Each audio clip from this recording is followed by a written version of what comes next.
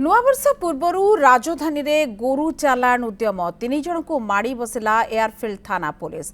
गिरफ तीन अभियुक्त हेले इनाम खान, सत्तार खान और मोहम्मद सलमान। सेमानक घर डेलांग अंचल राति प्राय 3टा समय एयरफील्ड थाना अंचल पेट्रोलिंग करुवा बेले जामुकोड़ी निकट में द्रुत गति गोटे गाड़ी आसुवार देखा पाई। फिल्म स्टाइल रे उक्त गाड़ी को गोड़े गोड़े धरी एयरफील्ड थाना पुलिस। गाड़ी भितर 5टी गोरु बंधा होता देखा मिलता। पचराउचरा समय से केउठरू गोरु आनिथिले तार उत्तर दे पार नथिले। सेमानकु रिमांड रे आनी अधिक तथ्य बाहर करिबो पुलिस। सेपटे उद्धार गाईगुडी को जामुकोड़ी गोशाला रे रखा जायछि। ओड समय राति अधरे 5 जन गोरु जीवे दैट टू गोटे 207 गाड़ी रे जोटा कि हम पाखे स्पेस ही नहीं तांको पई आमे सेमानकर जत्न नबाटा ही आम मानकर दायित्व।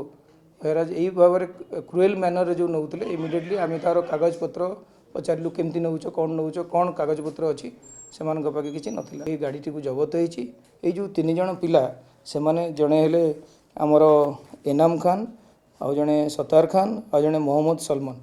ये 3 जन जाक गाँव हूँ घोरेडिया थाना डेलांग।